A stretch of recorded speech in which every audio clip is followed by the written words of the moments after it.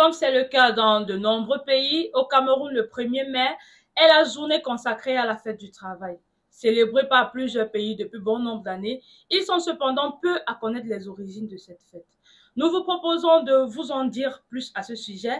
Bienvenue et merci de nous rejoindre dans cette édition de votre programme Focus Cameroun aux côtés du président Bandakani.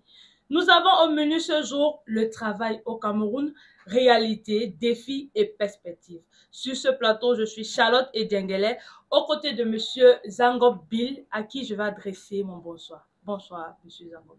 Bonsoir, madame Ediengele. Bonsoir, président. Bonsoir. Bonsoir à toute l'assistance technique et bonsoir à tous nos internautes.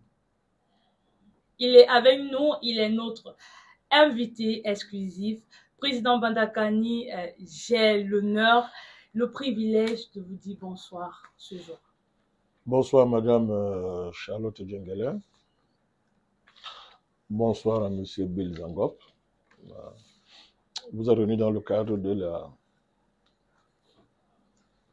co-interview que nous faisons dans notre plateforme, qui est devenue notre marque dans les réseaux sociaux. Je suis très content de vous retrouver. Je salue l'équipe technique qui, n'est pas très visible, parce qu'il fait un travail ingrat, mais je crois qu'ils acceptent leur sort sans beaucoup de problèmes. Mais je tiens à les saluer quand même. Je salue les internautes, sans qui cette plateforme n'a pas de raison d'être. Et je salue les abonnés, nos abonnés qui ne cessent de grimper et qui ne cessent de monter par rapport aux objectifs initiaux que nous nous sommes fixés. Tant mieux. Voilà. Et toute la communauté numérique, parce qu'il n'y a pas que nos abonnés qui nous suivent. Hein. On est très suivis par beaucoup d'autres animateurs de plateformes répandus dans le monde. En général, en Afrique en particulier, au Cameroun aussi. Ce qui montre bien que notre impact dans les réseaux sociaux n'est pas négligeable. Et j'aime toujours rappeler que notre grand défi, on l'a dit, le grand projet que nous portons, c'est la décolonisation, n'est-ce pas, des réseaux sociaux. C'est-à-dire que l'Afrique doit rapidement conquérir son indépendance numérique, nous l'avons dit. Ça passe par un ensemble d'initiatives fondamentales, stratégiques, que pour l'instant nous ne voulons pas décliner ici. Mais aussi, c'est un espace de formation, favoriser l'émergence de nouvelles figures dans la lutte panafricaniste. Ça aussi, c'est ça un des objectifs majeurs de notre plateforme. Et enfin, défendre nos idées, protéger notre pays, le Cameroun, défendre l'Afrique, etc. Voilà. Donc, il est important de rappeler ça parce que ça permet de nous distinguer dans les réseaux sociaux. Nous ne sommes pas dans les réseaux sociaux pour de la visibilité, mais pour un combat. Voilà. Le combat panafricaniste. Le combat pour l'espèce humaine. Voilà. Nous invitons ici nos internautes à déposer un commentaire à chaque émission. Ils sont pris en compte et il y a des éditions pour pouvoir répondre à vos préoccupations multiples. Président Bandakani, comme on le disait à l'entame, aujourd'hui, nous traitons sur le travail au Cameroun, les réalités, les défis et les perspectives. Président Bandakani, la satisfaction des besoins physiologiques a obligé les hommes depuis les temps à pratiquer la chasse, la cueillette, l'agriculture et l'élevage.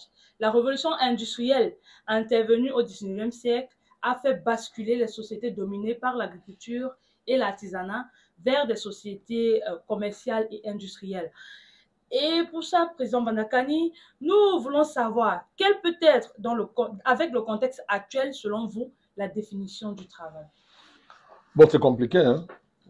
Pourquoi pas compliqué au sens primaire du mot. Je veux dire qu'il y a quand même une complexité qu'on ne peut pas exclure quand on se lance dans la définition du travail. Parce que j'ai bien pris un cas ici. Hein. Vous allez voir quand on parle de définition du travail, comment c'est...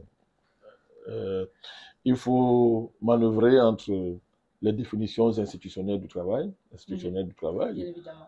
Et qui varie de pays à pays, même si on peut y dégager une certaine universalité institutionnelle. Je dis bien, en termes de définition institutionnelle, il y a les définitions non institutionnelles du travail. La définition révolutionnaire du travail n'a rien à voir avec la définition institutionnelle, qui, elles, dépendent de la situation politique des pays, de la nature même des États et des pays. Des pays originellement capitalistes ne peuvent pas définir le travail comme des pays qui ont connu une forte, ont été marqués par la tradition révolutionnaire, qu'elle soit socialiste ou communiste. C'est pas la même chose. On ne peut pas définir le travail en Afrique de manière fondamentale, comme on définit dans d'autres pays, même si nos États copient les législations du travail très très rapidement. On dirait que nos États sont des spécialistes dans la consommation des législations étrangères, même si les efforts d'adaptation ne sont pas négligeables. Donc il y a tout ça. Donc définir le travail demande une souplesse intellectuelle qui est inévitable. Je prends un exemple pour être concret. Alors, qu'est-ce que le travail? Si vous prenez le cas du code du travail français, allez voir, je prends un exemple simple. Qu'est-ce que le travail? Le code français dit temps pendant lequel un salarié ou un agent public est à la disposition de l'employeur ou de l'administrateur ou de l'administration et se conforme à ses directives sans pouvoir vaquer librement à ses occupations personnelles. Je reprends.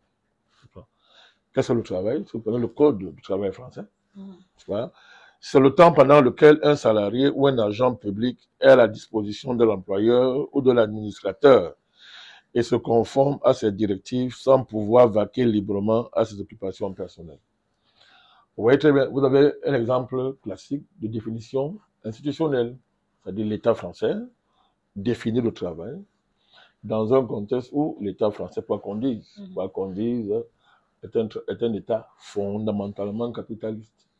Même si la tradition révolutionnaire en France permet qu'il y ait une espèce il y a un conflit organisé entre le travail, entre l'État, tel que l'État définit le travail, et les organisations qui se battent pour que l'équilibre entre le travail et le capital soit garanti. En France, il y a cette tradition. J'ai pris la France à dessein parce que, bon, nous les panafricanistes, on nous qualifie d'anti-français. Bon, c'est pas grave, nous on s'en fout. Mais, historiquement, dans le cadre de l'internationalisme historique, la France est un pays quand même particulier, parce que c'est un pays où il y a d'abord des traditions de lutte historique en faveur du travail, des ouvriers et des travailleurs en France. Il y a une culture syndicale dans ce pays-là. Bon, le patronat fait tout pour... Les rapports de force aujourd'hui dans ce pays sont à la faveur du patron. Et on fait tout pour faire disparaître cette culture en France. Mais en la matière, la France est quand même une référence. Au niveau, vous voyez, c'est un pays où il y a beaucoup de grèves de travail, constamment, etc. Donc, c'est quelque chose qui est important quand on veut analyser l'histoire du travail, la définition du travail, les rapports entre l'employeur et l'employé. Oui, bon, si vous voulez, j'ai parlé des grèves, j'ai parlé des syndicats, mais je veux dire au niveau de la définition du travail. Comment on aborde le travail de la part du champ institutionnel et de la part de la société, à travers des organisations dédiées au travail, dédiées aux travailleurs. La nuance est importante, dédiées aux travailleurs, les syndicats, et même les partis politiques en France qui sont essentiellement révolutionnaires. Vous avez des partis, encore le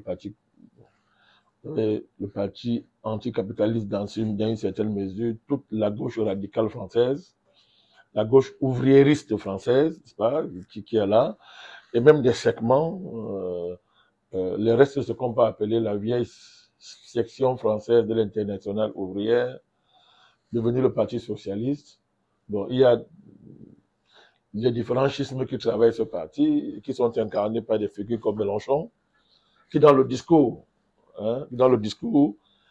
veut continuer à incarner une certaine radicalité qui insiste, n'est-ce pas, sur la justice sociale et s'enracine dans le discours révolutionnaire. au sens classique du mot. Donc, au sens marxiste du mot. Donc, donc vous voyez, quand nous voyons cette définition de la... si on prend le cas du code français, vous avez là un exemple classique d'une définition institutionnelle. Donc, c'est une espèce de juridisation des situations de travail en France, dans laquelle on essaie de dégager une idée générale du travail dans le contexte français, mais qu'on peut aussi, si on part du principe que ce sont des États capitalistes, on peut élargir ça à d'autres pays, hein. Même les pays anglo-saxons, la définition n'est pas loin, ça se ressemble énormément. Donc, quelle est l'idée qui ressort ici? C'est le temps pour mettre au travail, le temps du travail. Le travail semble être réduit à un temps qu'on passe dans une activité où on ne s'occupe pas de ses problèmes personnels. Président Bandakani, attendez. Sans vouloir vous couper, Président. Vous m'avez coupé. Permettez, s'il vous plaît. Allez-y. Quand vous avez dit tout à l'heure que la définition du temps varie, elle est différente d'un concept à un autre, d'un pays à un autre, d'un lieu à un autre, d'une activité à une autre. Non, pas d'une activité à une autre. Ça varie d'un pays à un autre. Voilà. Dans cette émission, nous sommes dans le cas du Cameroun. Quelle est la définition que vous pouvez apporter au travail dans le cas camerounais? Je reviens. Il est important de bien comprendre ce que je vais dire. C'est-à-dire que si nous partons du cas classique français, on va bien comprendre le Cameroun. Je voudrais vous démontrer que dans les définitions du travail, la notion de travail, malgré les contextes qui sont différents, puisqu'on est dans un monde dominé par le capitalisme, et c'est encore plus vrai depuis la chute du mur de Berlin, le travail semble être réduit, quand on le définit de manière institutionnelle, à du temps qu'on passe en dehors de ses occupations personnelles, dans une activité, n'est-ce pas, qui vous lie à un patron, qui vous lie à un employeur. Cet employeur peut être l'administration, une administration publique, comme ça peut être des entreprises. Vous voyez ça. Alors, le Cameroun n'échappe pas à ça, parce que vous voulez que je parle du Cameroun. Le Cameroun n'y échappe pas. Sauf qu'au Cameroun, si on veut contextualiser, n'est-ce pas, ce pays, ce n'est pas un pays capitaliste au sens classique du mot, dans le sens où il n'est pas, ça veut dire que le pays, comment je vais expliquer ça? C'est-à-dire que, n'étant pas industrialisé, parce que le conflit capitaliste, de manière fondamentale, commence avec la révolution industrielle. Révolution industrielle.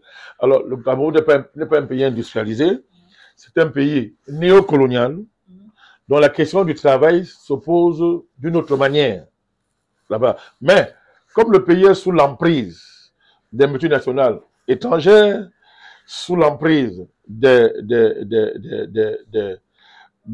sociétés concessionnaires coloniales, néocoloniales, ça fait donc que la législation du travail n'est pas très différente de ce que je suis en train de dire, à savoir que quand on parle du travail au Cameroun, n'est-ce pas, ça renvoie aussi à le temps, puisque n'oubliez pas que, c'est pour ça que tout à l'heure j'ai voulu faire la différence entre une définition institutionnelle et une définition dynamique, on peut faire comme ça, dynamique.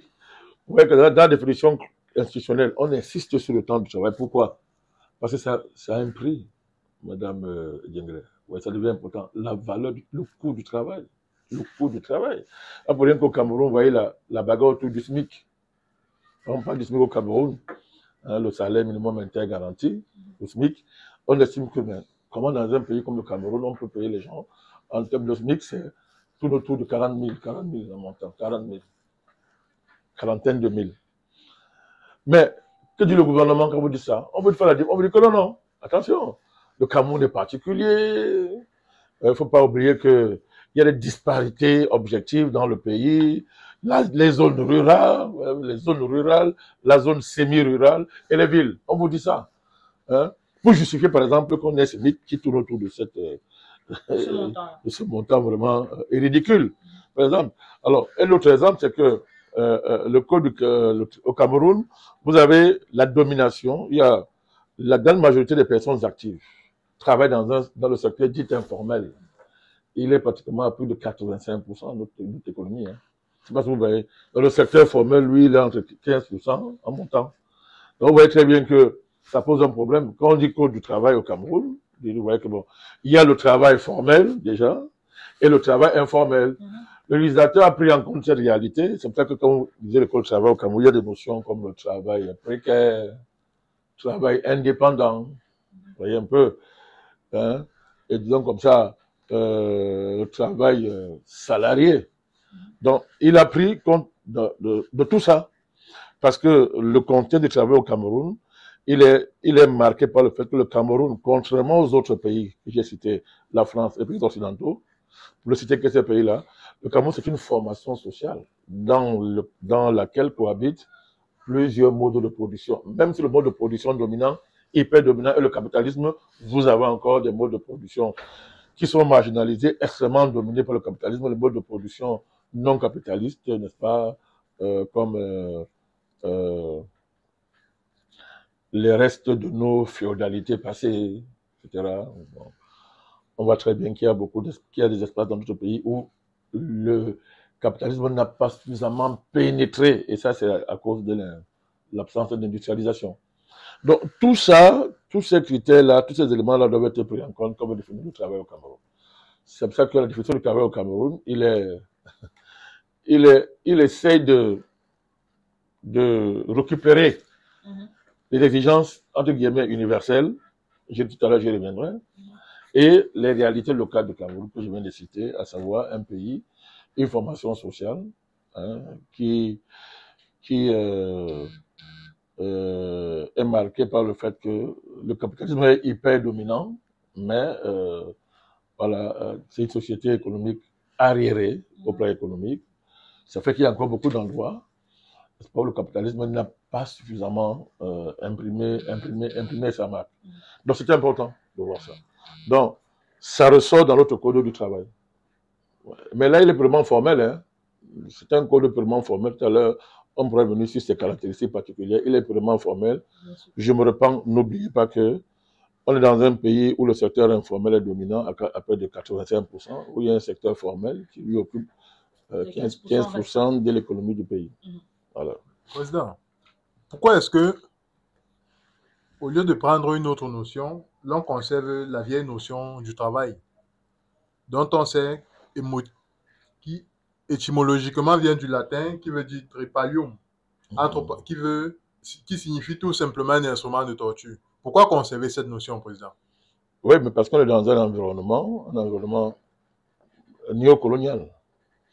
Néocolonial pour dire quoi? Pour dire que le travail dans ce pays-là est marqué par la nature du travail colonial, qui était caractérisé par des corvées, un ensemble de maltraitances graves qu'on infligeait à des sous-hommes qu'on appelait indigènes, mais qui, avant la colonisation, travaillaient sans être maltraités, comme le colon, la colonisation l'a imposé dans les contrées colonisées, et en particulier au Cameroun. Donc il y a cette haine du travail colonial. Il y a cette haine du travail colonial qui peut expliquer la nature du travail colonial, qui peut expliquer votre référence, c'est pas que vous venez de faire. Ben, on conserve cette notion parce que, ben, je vous dis, on est les sociétés néocolonisées, veut dire qu'on ne s'est pas encore émancipé de la colonisation. Hein. Donc, la culture générale qui est notre pays est une culture coloniale. C'est une culture de la maltraitance généralisée, de l'injustice. Mais le travail ne peut pas s'extraire. L'idée qu'on se fait du travail, le rapport au travail ne saurait s'extraire de ce cadre normatif au niveau des institutions. Tout à l'heure, on reviendra au code du travail. C'est important, on reviendra au code du travail, normatif. Même au niveau des mentalités. C'est-à-dire les populations ne se retrouvent pas toujours dans cette notion du travail telle que le colon l'a imposée. En fait, vous m'amenez à insister sur le traumatisme. Il n'est pas seulement, il est historique, il est culturel, il est anthropologique, il est géopolitique. C'est un traumatisme qui provient de l'extrême violence qui a caractérisé notre rencontre avec l'Occident, qui est venu, évidemment, avec une autre idée du travail. Donc, nous connaissons le travail de les Africains, puisqu'on a été les premiers, les meilleurs à un moment donné, à tous les domaines. Donc, nous connaissons le travail. Nous avons travaillé longtemps avant que d'autres découvrent le travail. Nous avons organisé le travail, nous l'avons nommé, nous l'avons encadré, nous l'avons civilisé longtemps avant les autres civilisations. Donc, ce traumatisme-là, on ne le comprend pas si on n'évoque pas, si on ne met pas sur la table ce choc. Vous faites bien de rappeler, de faire référence à la signification, on dit ça, à la sonorisation latine du travail, du point de vue de son étymologie. Très bien, Président. Nous allons rester dans le Code du travail. La loi numéro 92/007 du 14 août 1992 fixant les modalités du Code du travail dans la République du Cameroun ne définit pas la notion de travail. Toutefois, dans son article 1er, alinéa 2, elle définit clairement qu'est-ce que c'est qu'un travailleur. Manifestement, cette notion, Président, dont on sait qu'elle est l'objet du Code du travail, le législateur camerounais a refusé de la reconnaître, et ceci en violation des textes avec l'OIT, l'Organisation internationale du travail. Ceci oblige à une réflexion profonde. Monsieur le Président, au vu des multiples manifestations que l'on observe au quotidien dans notre pays, dans divers secteurs d'activité, est-ce que le Code du travail camerounais peut-il protéger le travail et les travailleurs camerounais? Bon, pour l'enjeu du code du travail camerounais, j'ai voulu du code électoral, on comprend, hein? On comprend. Tellement on parle du code électoral qu'on oublie l'importance des autres codes dans notre pays et leurs enjeux politiques extrêmement importants, hein? Au-dessus même du code électoral, mais bon, c'était qu'une parenthèse. Vous allez comprendre pourquoi tout à l'heure j'insistais sur la différence qu'il y a fait entre les définitions institutionnelles du travail et les définitions concrètes, dynamiques, et j'ai dit, j'assume ça, révolutionnaires du travail. Vous allez comprendre pourquoi. C'est-à-dire, l'enjeu du Code du travail camerounais, il faut le comprendre. Je voudrais rappeler un ou deux cycles, parlons même 3 cycles qui peuvent avoir normé le travail dans notre pays. Je laisse le cycle esclavagiste. C'était pas le travail, c'est un crime contre l'humanité, c'est innommable. Mais il y a le travail colonial. Nous avons vu comment il a désorganisé les sociétés et l'économie des sociétés précoloniales et leur rapport au travail pour imposer un travail qui était fait d'hyper-exploitation, de torture, de corvée, de massacre, etc. Y compris en termes de déplacement des populations, etc. Donc, un indigène qui travaille n'est pas comme un civilisé qui travaille. Donc, vous voyez très bien que pendant la colonisation, il fallait déjà même que, pour qu'on considère le travail, il fallait tenir compte de la situation de celui qui travaillait, qui était à l'activité. Si c'est un indigène, et c'est un indigène travaille, puisqu'on a envie de le civiliser, il ne peut pas travailler. C'est peut-être qu'on peut le soumettre à la corvée, tout ça. Il n'a aucun droit. Le travail en colonie n'a pas de droit. Il n'est pas encadré, il n'est pas protégé, parce que celui qui travaille, n'est-ce pas, c'est un indigène. Est-ce que tu comprends ça? C'est un indigène. Mais Président, oui. Lorsqu'on regarde notre Code du travail, il est très largement en faveur du travailleur. J'arrive. Comment comprendre cette ambiguïté, Président? J'arrive. Je ne sais pas s'il est en faveur du travail, hein. Donc, je reviendrai. C'est pour ça que je rappelle les cycles. Donc, il faut comprendre, parce que ça va influencer le rapport de l'État du Cameroun au travail. Je ne dis même pas aux travailleurs. Bon, tout à l'heure, je reviendrai dessus. C'est pour ça que je pense qu'on va faire une émission spéciale sur le Code du travail. Parce que de manière à dégager toutes ces spécificités. Parce qu'actuellement, il y a une confusion qui fait que, il y a une confusion dans les notions fondamentales qui fait que on embrouille les gens. La confusion vient de quoi? Vient du fait que on parle de Code du travail. Attention, hein.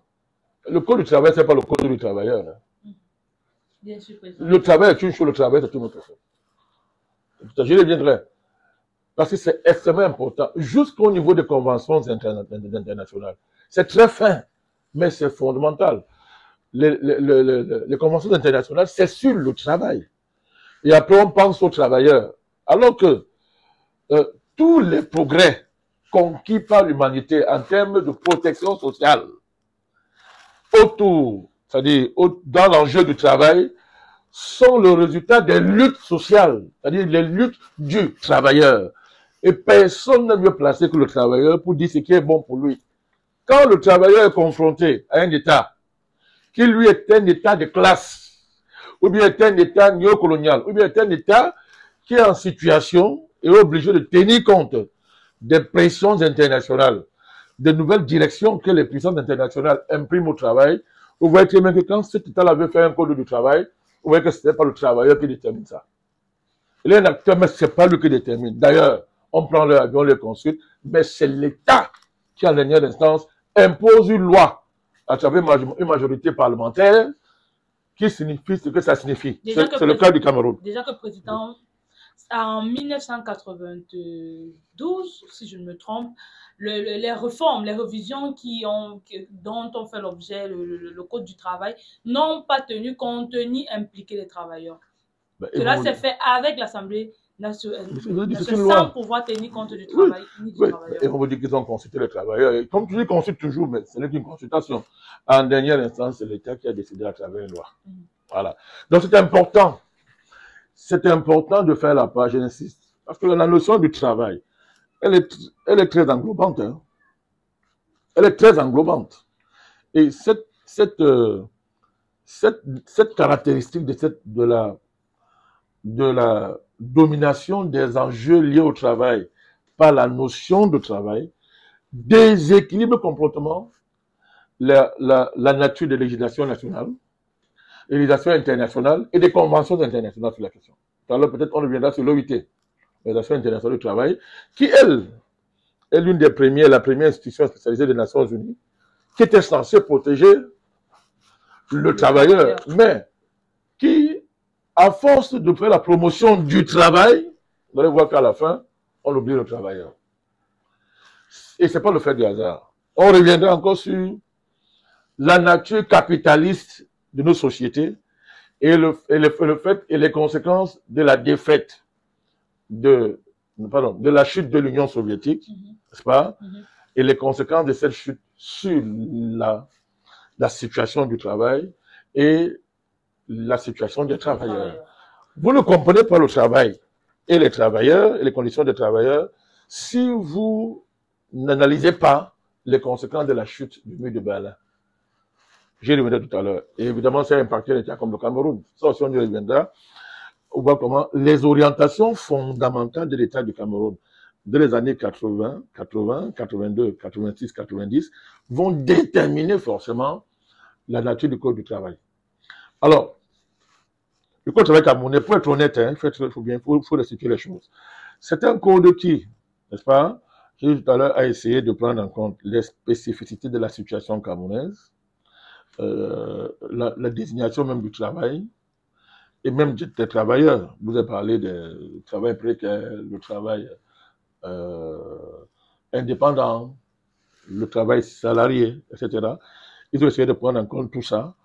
Dans le fond, à cette époque-là, le législateur a essayé de maintenir les avantages, le congé de maternité, etc., la protection relative des leaders des syndicats, les leaders syndicalistes, la protection du droit fondamental du travailleur à adhérer à un syndicat, la reconnaissance nominale du droit de grève, je dis bien nominale du droit de grève, etc., même au niveau des licenciements, même au niveau des sanctions. C'est-à-dire quand on sanctionne un travailleur dans notre code du travail, les sanctions, on n'autorise pas dans les sanctions à sanctionner son salaire, par exemple. Avec le blâme, l'avertissement, etc., le licenciement. Mais il n'est pas permis à un employeur de sanctionner un travailleur en touchant son salaire. Ça, ce sont des choses qu'il y a dans notre code de travail, etc. La distinction entre travailleurs, entre contrat à durée déterminée et contrat à durée indéterminée.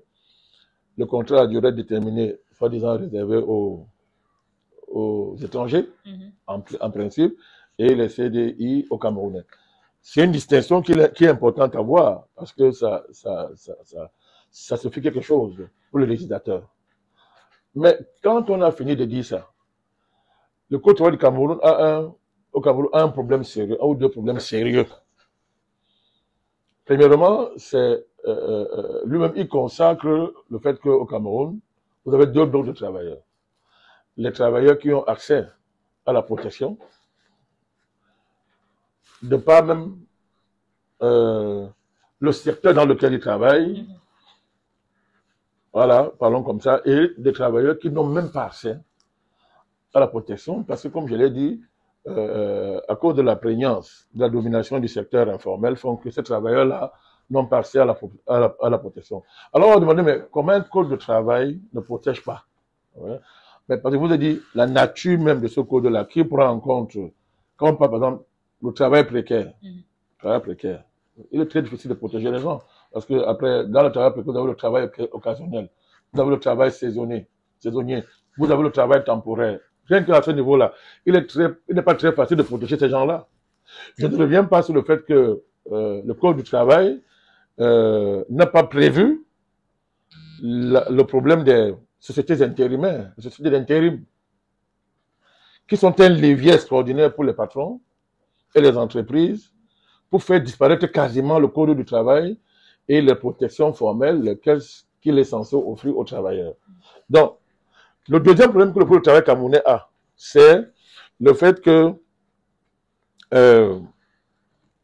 les structures qui sont chargées de vérifier l'effectivité de son respect ne se retrouvent pas sur l'ensemble du territoire national. Très difficile de retrouver sur l'ensemble du territoire national. Je parle des inspections du travail, qui ont un rôle encore très important dans notre système, dans notre code du travail. Mais l'inspecteur du travail, il est facile de les trouver dans tout le pays. Vous ne les trouvez pas partout, hein. Dans certaines villes, ça c'est pas évident. Très peu d'inspecteurs de travail sont très fiers d'aller travailler dans les zones reculées, etc. Donc, comment rendre effectif les protections, même que le code du travail a consacrées? Ben, il faut que les structures de contrôle direct déjà, puisque, par exemple, au niveau des licenciements, l'employeur est obligé de, sous 48 heures, d'informer l'inspection du travail. Ben, il faut encore qu'elle fonctionne. Il faut qu'elle fonctionne. Donc, laisser droit là, Yaoundé. Est-ce le fait de la corruption, c'est en fait... Non, au niveau même des structures. Il faut qu'on les trouve partout sur le territoire. Je dis, c'est pas garanti. Hein. Le Cameroun, ce n'est pas Douala, ce n'est pas Yaoundé, ce n'est pas Bafoussam. Ce n'est pas quelques villes. Mais je vous dis, il y a ce problème-là. Et vous ne mesurez pas l'impact sur, par exemple, la gestion, le suivi des domaines comme le domaine du travail précaire. Je pense seulement ce cas-là. Je pense seulement ce cas-là. Donc, vous voyez, donc, le code du travail camerounais, il est, je vous dis, hein, il est simple. On l'a écrit simplement. Si vous le comparez au code du travail français, par exemple, et d'autres, si vous le trouvez avec plus de 3000 pages à lire, lui, le Cameroun l'a simplifié. C'est, je crois, 177 articles. Donc, n'importe qui peut le lire. Deuxièmement, le Cameroun a fait un jeu extraordinaire. Il s'est assuré dans son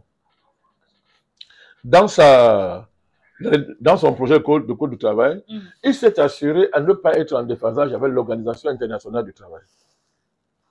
Et vous ne comprenez pas le code du travail au Cameroun si vous négligez ça. Le Cameroun s'est assuré à ne pas être en déphasage avec l'Organisation internationale du travail. C'est pour ça que vous voyez au Cameroun, on parle beaucoup du dialogue social. Depuis les années, donc, depuis l'avènement de ce code du travail, on parle beaucoup de dialogue social. Attendez, il vous arrive. Le dialogue social, c'est une notion consacrée par l'OIT. Parce que l'OIT insiste beaucoup sur le dialogue social, qui lui-même est la conséquence de la philosophie fondamentale de l'OIT, l'Organisation internationale du travail. Attendez, c'est important, écoutez-moi un peu, vous en prie. L'Organisation internationale du travail insiste sur le tripartisme. Suivez mon regard, c'est quoi le tripartisme? Au niveau international, ça veut dire que quand on parle du travail, il faut qu'on réunisse sur la même table le patronat, l'État et les travailleurs. Ça va très bien. Une espèce de triangle. Donc, si un pays fait ça, mais l'OIT le félicite. Bon, là, de manière complète au Cameroun, ça veut dire quoi? Au Cameroun, quand on dit dialogue social, ça veut dire quoi? Ça veut dire que le ministre se réunit formellement, n'est-ce pas? Quand il y a un problème, lui, il est l'arbitre entre le Il est supposé être l'arbitre entre le travailleur, n'est-ce pas, le patronat et les intérêts de l'État. Mais Président Bandakani, cette loi ne peut que donner au sens propre le pouvoir au patron qui s'allie avec l'État pour continuer à marginaliser, à utiliser le travailleur comme un instrument. Si vous m'écoutez, vous verrez vraiment on va dire la même chose. Bien sûr. On dit la même chose. Je veux que vous compreniez la démarche de l'État du Cameroun. C'est de la ruse à un niveau très élevé. Mais pour aboutir à un point que tout à l'heure, je veux bien définir, peut-être même mieux que vous, parce que je vois que vous insistez beaucoup sur le caractère, je veux dire ça comment, anti-travailleur du code de travail camerounais. Bien évidemment, Président, parce qu'il ne définit même pas déjà le travail. Je vais y arriver même plus durement que vous. Mais il est important, parce que si vous avez affaire à un défenseur du code du travail au Cameroun, si vous négligez cet aspect formel, je dis là qu'on est en plein formalisme purement, l'aspect formel, il peut vous battre, hein, il va vous démontrer que non, vous parlez les choses en l'air. Voilà pourquoi j'insiste pour comprendre l'esprit qui a derrière la démarche de l'État du Cameroun. L'État du Cameroun, lui, il allait prendre le tripartisme consacré au niveau international et a consacré ça dans l'élaboration du code du travail, mais surtout dans l'esprit qui anime l'arbitrage de l'État dans les conflits qui opposent les patrons aux travailleurs et d'une part et d'autre part entre les travailleurs et la conception que l'État se fait de son intérêt à travers le dialogue social. Ça veut dire quoi concrètement? Concrètement, ça veut dire qu'au Cameroun, le travailleur n'est pas protégé. Parce que je voulais aboutir à ça. Mais dans une démarche qui va prouver à ceux qui nous entendent que on a bien tenu compte des aspects formels, n'est-ce pas, de tout le contexte qui a prévalu et de l'esprit qu'il y avait derrière le législateur camerounais. En fait, vous dites l'État camerounais. Au Cameroun, le code du travail, justement, malgré son existence, n'assure pas de protection aux travailleurs. À l'immense majorité des travailleurs, pour des raisons que je viens de vous indiquer. Du fait que d'abord, il faut que les structures étatiques censées vérifier l'effectivité de ce droit, n'existent pas sur l'ensemble du territoire, deux sont corrompus, la plupart. Au Cameroun, il n'y a plus pratiquement d'inspection de travail. Elles sont toutes corrompues et marchent, comment on dit ça, au pas que l'argent leur impose. Tous les travailleurs le savent, on vit ça au Cameroun. La deuxième chose que je voudrais dire, on ne protège pas le travailleur et en général le travail parce qu'il y a un code. Un code du travail, Madame Djengele, Monsieur Bizangop, n'est que l'expression des rapports de force, sociaux. Président, pourtant, tous les 7 octobre, l'État du Cameroun et l'Organisation internationale du travail célèbrent la journée mondiale pour un travail décent. Mais c'est pour ça que je vous ai dit que, c'est pour ça que tout à l'heure, j'ai tout fait pour remonter au niveau de l'OIT, pour vous démontrer que le Cameroun a une stratégie dans sa démarche, c'est assuré à ne pas être en opposition avec l'Organisation internationale du travail. Il a anticipé. Mais pourquoi c'est possible? Écoutez-moi très bien. Parce que même l'OIT a un problème. L'OIT a un problème. Malgré la déclaration de Philadelphie, malgré le fait que le caractère spécifique de sa spécialisation et les leviers que l'OIT donne à ceux qui seront préoccupés dans le monde par les intérêts des travailleurs au niveau de l'agencement des structures spécialisées des Nations Unies. Malgré tout ça, l'OIT ne peut pas protéger les travailleurs. Pourquoi? D'abord, c'est une instance qui n'a pas un pouvoir de contrainte. Personne. Président, attendez, dans un contexte de libéralisme économique, est-ce que la protection des travailleurs est possible? Vous êtes trop pressé. Je suis en train d'arriver là. On va arriver à la même conclusion. Je suis en train de dire que l'OIT n'a aucun pouvoir de contrainte. Vous parlez, écoutez, nous parlons du Cameroun. Il faut bien comprendre la démarche de vos législateurs et de l'État du Cameroun. Parce que si l'État du Cameroun, lui, s'est positionné au niveau international et que le travailleur camerounais, ou bien les partis, les organisations qui veulent promouvoir l'intérêt des travailleurs, restent au niveau local sans articuler leur approche de la question du travail et de ses enjeux pour le travailleur en particulier, si vous vous élevez pas au niveau de la norme internationale, vous serez en retard. Parce que l'État, lui, l'a pris, il a bien anticipé à ce niveau-là. Mais je vous dis ceci, quand j'ai fini de dire ça, je répète, malgré le code du travail, peut-être même à cause du code du travail, le travailleur au Cameroun, en général, n'est pas protégé. Je répète, on ne protège pas un travailleur par un code du travail. On ne fait pas la promotion du travail par un code du travail, écoutez-moi très bien. Un code du travail est la conséquence d'un rapport de force sociopolitique. Ça veut dire quoi? Ça veut dire quoi? Un code du travail va consacrer la domination des groupes sociaux, des classes sociales les mieux organisées dans le pays, qui vont traduire leur domination dans le code du travail. C'est ça le code du travail camerounais. Il est élaboré dans quel contexte? Je deviens là-dessus. Il est élaboré dans un contexte, vous avez dit c'est 92, non? Si, président. Imaginez le 92, commencé depuis l'arrivée du président Paul Biya au pouvoir, dès le déclenchement des crises économiques, dès 84-86, le Cameroun vit sous le rythme des licenciements massifs. Je ne sais pas si vous comprenez ça. Le premier ennemi d'un travailleur, c'est la puissance du chômage. Vous savez ça? Je viens. Quand le chômage est fort, les travailleurs sont menacés. Le code du travail n'est pas aidé aucun travailleur. Parce que si il y a plus comment on dit ça, de travailleurs en situation de demander du travail que l'offre du travail dans la société, mais le patron est en position de force, puisqu'il a le choix, il ne cherche pas. Comme dans les années 94, oui, très bien. Et ça même, je schématise, hein, parce que c'est plus grave chez nous parce que, je répète encore, on a un État néocolonial. Il faut bien comprendre ça. Un État néocolonial, c'est un État, quand on parle du travail, qui est à cheval entre plusieurs dynamiques de travail. Vous avez le travail administratif, qui lui-même est la conséquence directe d'une élévation de certains indigènes au niveau d'hommes. Mais ça, c'est consacré par le colon. Maintenant, il crée une administration qui est un transfert en matière de privilèges que le gouverneur colonial avait. On transfère ça à une administration qui devient un sérail. C'est-à-dire un sérail qui jouit des privilèges. On dépend, n'est-ce pas, du reste de la population. Donc là-bas, le travail n'est pas la même chose que celui qui n'est pas un fonctionnaire. Le fonctionnaire, c'est un statut particulier au Cameroun qui ouvre droit des privilèges et une protection qui est garantie par un ensemble de droits. Le droit positif, le droit administratif, etc. Le fonctionnaire. Maintenant, laissez le fonctionnaire. Prenez la catégorie de la population qui opère dans le secteur formel. Le secteur formel, c'est quoi? De l'entreprise privée. Est-ce qu'on ensemble? Privé, eux aussi. Si vous avez le choix de travailler dans une entreprise qui a une dimension internationale, l'entreprise peut être obligée d'incorporer à un certain niveau, n'est-ce pas, les législations et les normes internationales en matière de protection du travail, en matière de travail et de protection du travailleur. Là, vous avez accès à une protection formelle et vous avez la capacité de défendre vos droits. Je ne sais pas si vous voyez un peu. Alors, laissez le secteur formel, entreprise privée.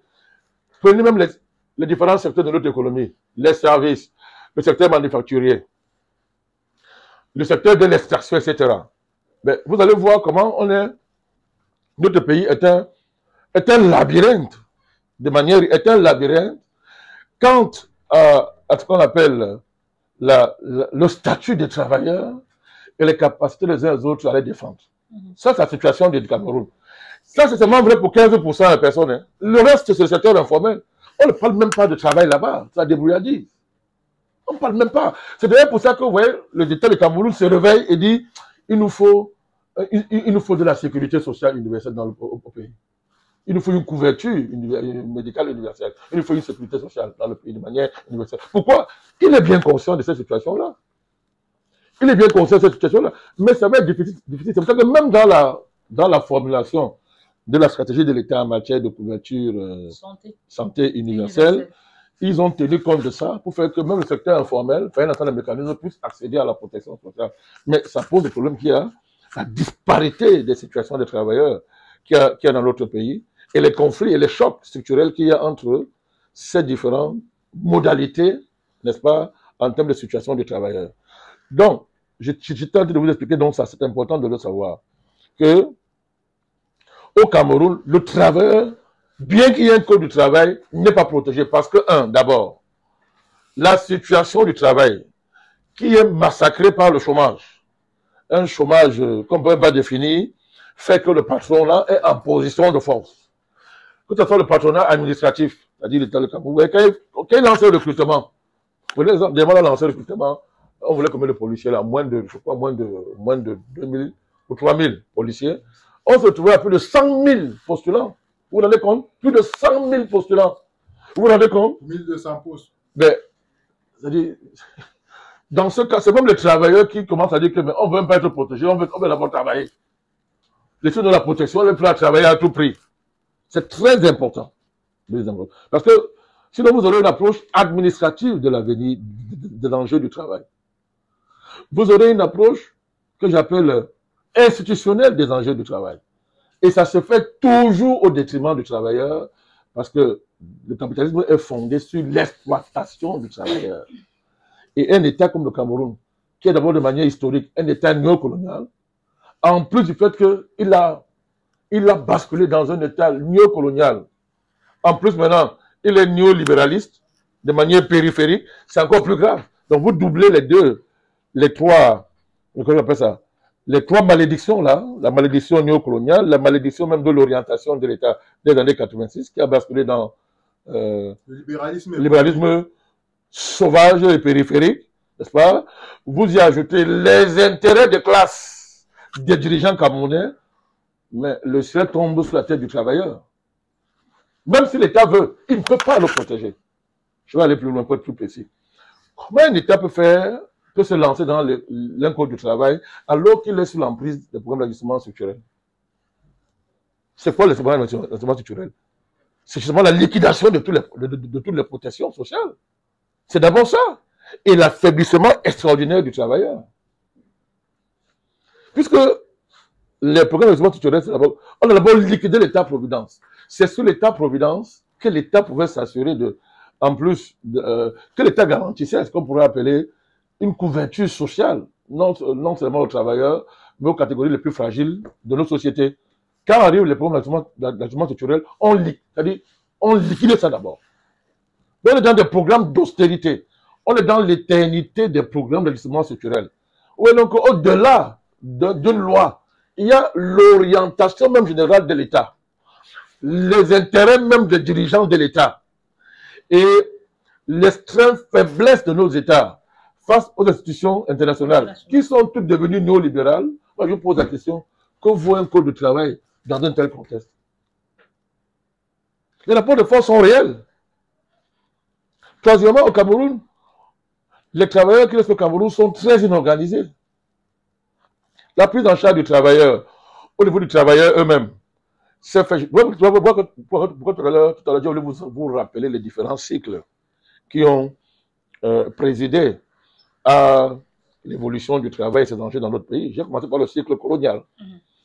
Après le cycle néocolonial ouvert par l'indépendance. À la différence que pendant les indépendances, il y a eu les 30 glorieuses qui ont permis l'État-providence. Les 30 glorieuses, c'est quoi pour schématiser? C'est que nos produits de rente se vendaient très bien à l'étranger. Ça faisait qu'il y avait l'argent qui entrait était suffisant, pour ne pas dire même supérieur, aux besoins. Aux besoins. Je schématise, mais c'est un peu ça.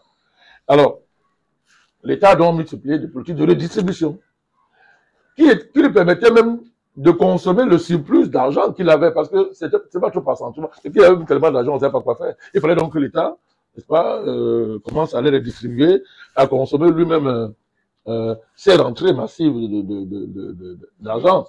Voilà. Donc, il y a eu l'État-providence et tout ce qui allait avec. Mais après, avec l'arrivée du président Paul Biya au pouvoir, arrivée consécutive en lui-même, en elle-même, avec la fin des 30 glorieuses, c'est-à-dire que désormais, le produit de rente, n'est-ce pas, devait subir une réversion radicale de leur tenue sur les marchés internationaux, comme on entrait dans une crise extraordinaire. L'État ne pouvait plus financer son train de vie. La crise des années 90. Donc, 80, elle a commencé dans les années 80, hein, 82, 84, 86, ça s'est aggravé maintenant, ils sont dans les 90. Vous allez voir qu'il y a un lien entre ces crises économiques et leurs effets et les mouvements de revendication des années 90. Vous voyez qu'il y a un lien, ça marche toujours ensemble.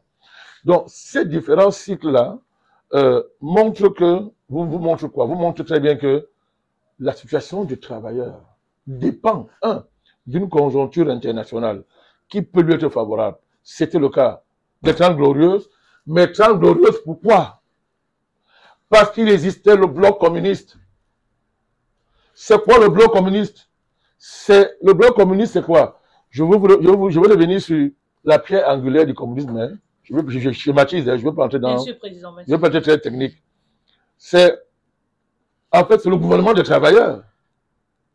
Le gouvernement des travailleurs, c'est que le travail est au-dessus du capital. Et ici, le travail au-dessus du capital, le travailleur est plus important que le capitaliste. Donc, l'existence du bloc communiste obligeait les pays capitalistes à ménager les travailleurs pour qu'ils ne basculent pas dans l'idéologie communiste. Ça nous a garanti une période où le travailleur était un petit roi.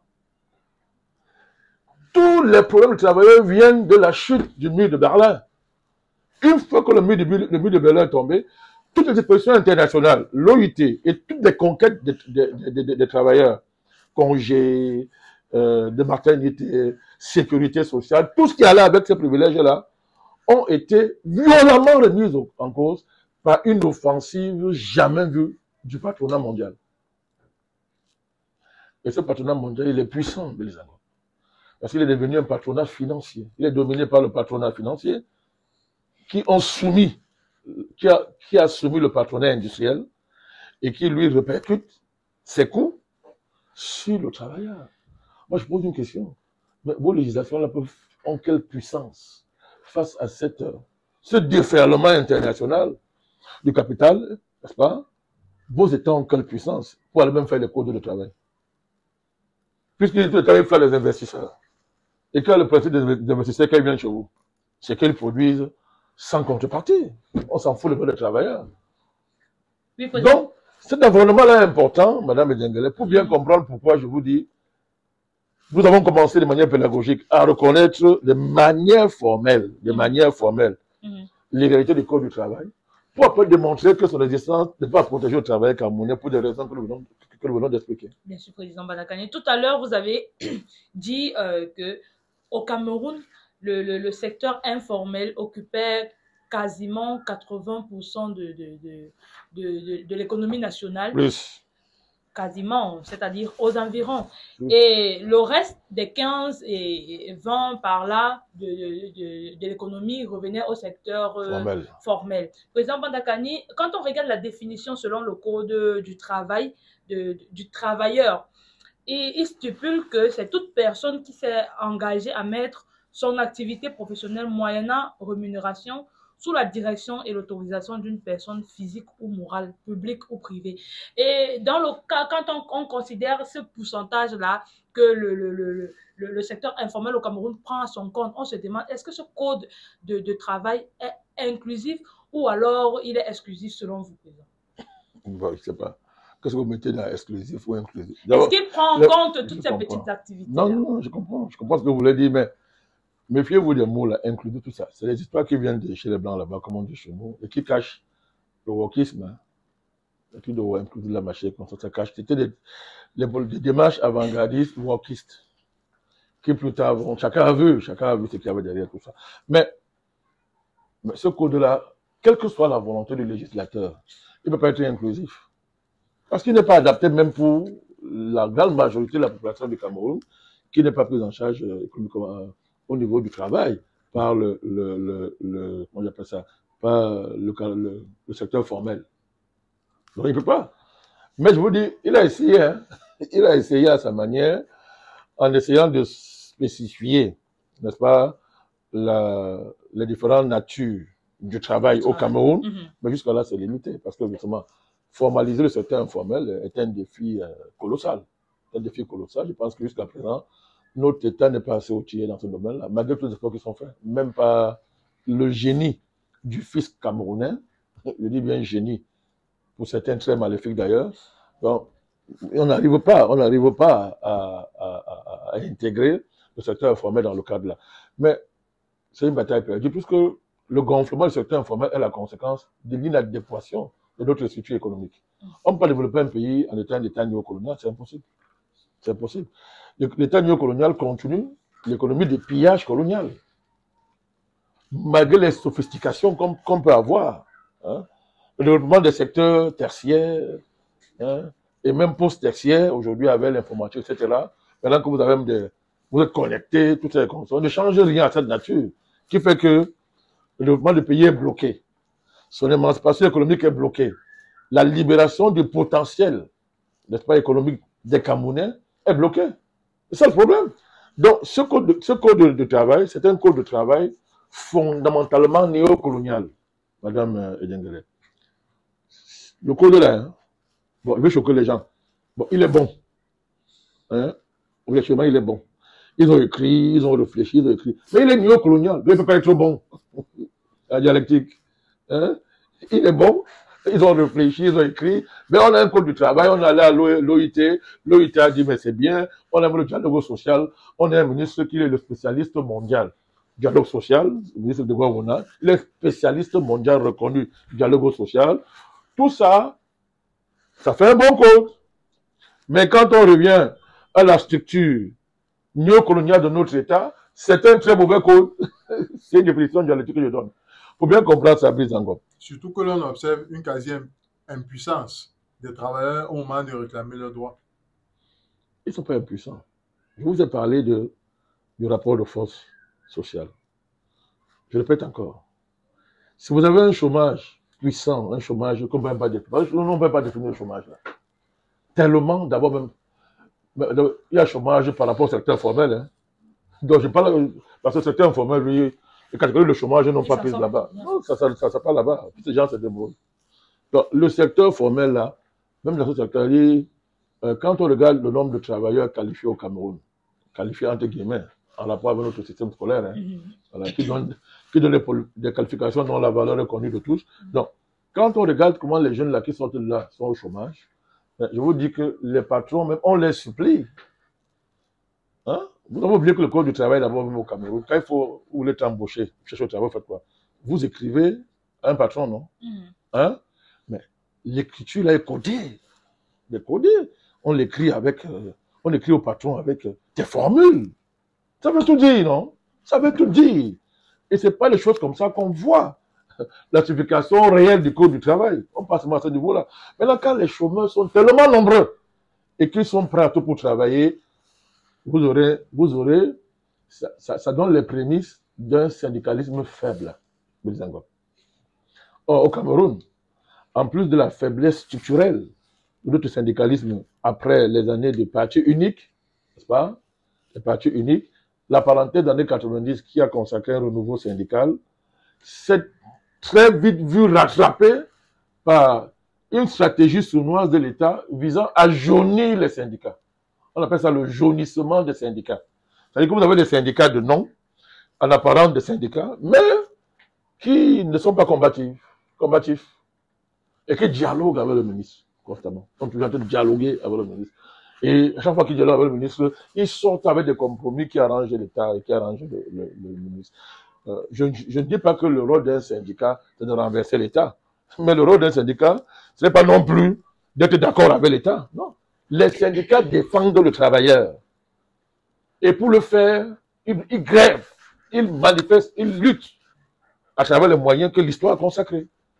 Mais au Cameroun, observez bien, l'État s'est organisé, surfant sur le fait que les conditions sociopolitiques et les conditions sociales ne permettent pas l'émergence d'un syndicalisme de combat dont l'État, donc lui, en accord avec l'OIT, il joue dans le dialogue social. C'est le problème. Donc la situation du travail au Cameroun, elle est extrêmement difficile. Hein. Président.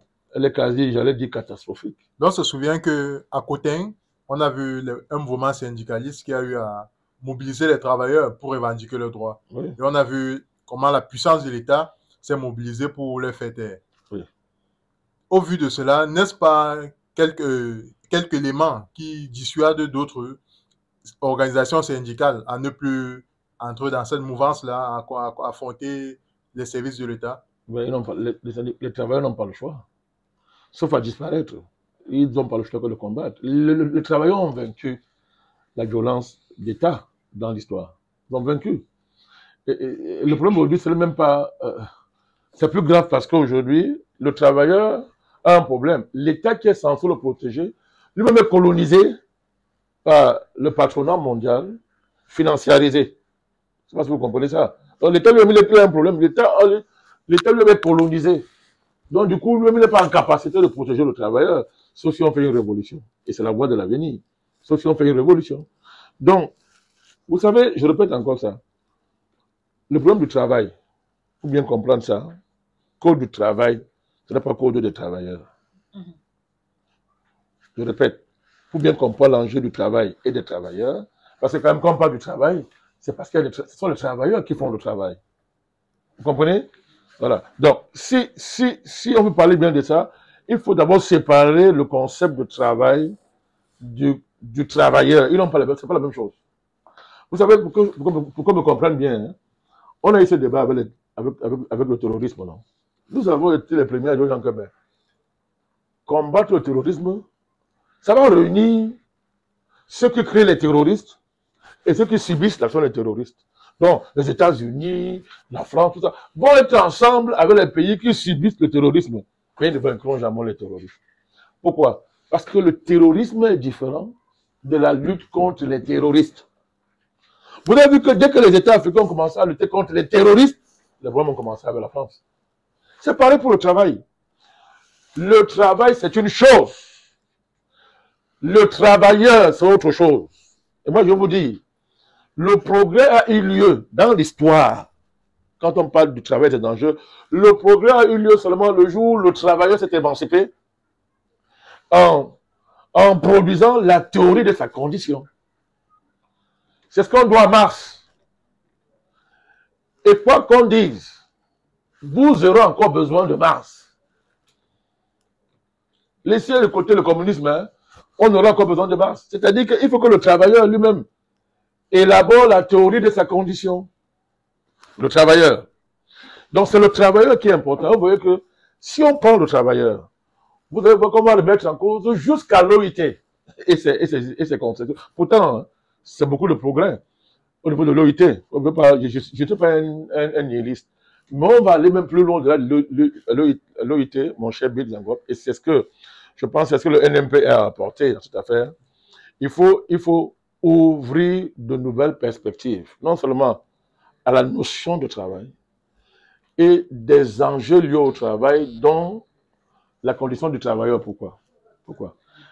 Les menaces qui pèsent sur le travail, je sais que vous avez prévu ça, mais je parle un peu de ça. Ce que je dis va prendre du sens lorsque lorsqu'on va aborder la question des menaces qui pèsent sur le travailleur. Très important. Le travail ne peut pas se limiter à l'idée qu'en ont fait les capitalistes et les États capitalistes. Vous voyez ça? Il faut qu'aujourd'hui, les sociétés d'aujourd'hui réinventent l'idée du travail. Réinventent l'idée du travail en tout ces domaines. Et qu'on libère le travail. Qu'on libère le travail, non seulement du capital, mais même des carcans juridico-étatiques.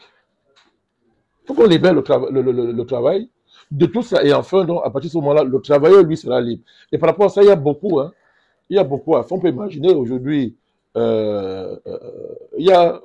l'horizon est dégagé, n'est-ce pas, pour que on invente, n'est-ce pas, on libère le travail et les travailleurs du carcan capitaliste, mais pas seulement du carcan capitaliste, bon, mais principalement du carcan capitaliste. Président Vandakani, nous connaissons votre préoccupation sur les questions liées au travail.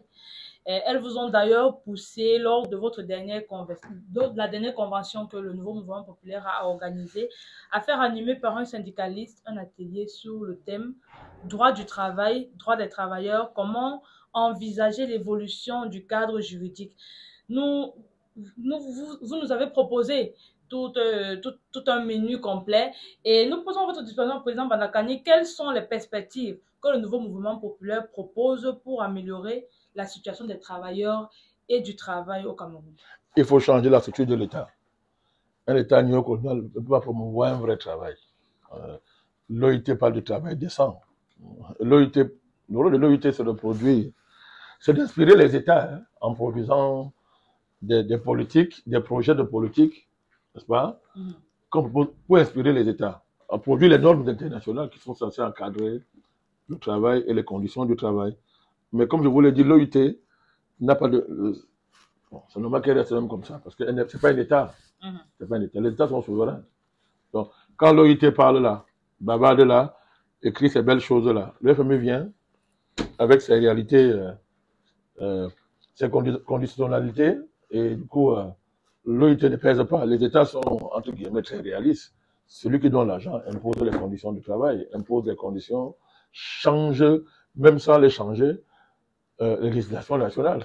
Puisque les rapports de force économique sont toujours supérieurs au rapport de force juridique. Toujours supérieurs. Merci, Président. Donc, j'arrive. Donc, pour vous dire que les perspectives, le NMP, en la matière, sont claires. Décoloniser l'État, sortir de l'État néocolonial, libérer le travail du carcan capitaliste. Libérer le travail du carcan capitaliste, de manière à ce que le travail en tant que tel et les conditions concrètes du travail, n'est-ce pas, permettent un rééquilibre radical dans le rapport qui lie le travail au capital, qui ira dans le sens de plus de justice sociale, une plus grande redistribution de la richesse nationale. Mais pour ça, en dernière instance, il faut que l'État lui-même commence à s'élever au-dessus des classes. Si l'État lui-même est une classe, est dans les mains d'une classe, qui en plus est une classe totalement extravertie au niveau de sa mentalité, ben bienvenue les problèmes. Mais si les LNP au pouvoir, on va changer tout ça. N'oubliez pas que dans le cadre de cet atelier qu'on avait fait à l'époque, on parlait de démocratie sociale. Et on exhortait le chef de l'État à se réconcilier avec ses premiers amours dans l'urbanisme communautaire. On avait analysé l'urbanisme communautaire, les projets que le président avait avant à son arrivée au pouvoir, mais tout ça a été mis de côté. Hein, l'État du Cameroun est devenu un État de classe, en plus d'être néocolonial, qui complètement s'est couché devant les exigences, entre guillemets, des partenaires financiers internationaux. Il faut en finir avec ça, totalement en finir avec ça, et proposer un nouveau pacte politique, un nouveau pacte historique, un nouveau pacte économique à nos populations. Merci, Président Bandakani. Nous allons partager avec nos internautes quelques points de ce que nous avons retenu de votre analyse et de votre décryptage. Vous avez dit sur la définition du travail qu'il est contextuel. Il dépend du lieu où on se trouve. Et vous avez dit qu'il s'agit de mettre son temps à la disposition d'un patron, d'un administrateur, et mettre en dehors ses occupations personnelles. Oui, Mas disait sa force de travail. C'est la définition même la plus juste. Hein. Vendre sa force de travail à un acheteur qui est un capitaliste, qui est un patron. En ce qui concerne le code du travail au Cameroun, s'il assure le travailleur et le travail, vous avez répondu qu'il n'est pas capable de protéger le travailleur ni le travail de par la structure du travail qui donne le pouvoir au patronat, qui le met en position de force, étant donné les institutions qui sont rattachées à ce code-là, parlant même de l'Organisation internationale du travail. Sur la question du code pénal, s'il est ou pas inclusif, vous avez dit qu'il ne peut pas être inclusif à cause du fait que nous sommes dans une réalité néocoloniale. Sur la question de les menaces qui pèsent sur le travail au Cameroun, vous avez dit les travailleurs doivent refaire l'idée du travail même.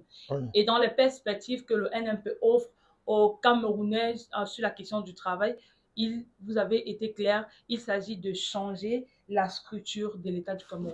Merci, merci Président Bandakani d'avoir disposé de votre temps. Merci à toute l'équipe de production. Je voudrais dire une chose avant que vous ne clôturez. D'accord. Je demande que nous fassions une émission spéciale sur le code du travail.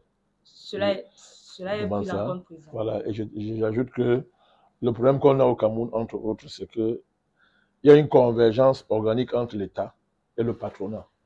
Alors, si on est dans le tripartisme, on voit bien qu'il est déséquilibré, puisque la convergence organique entre l'État et le patronat, c'est au détriment de quelqu'un, le travailleur. Merci, Président Bandakani, et merci à nos nombreux internautes qui déposeront certainement des commentaires.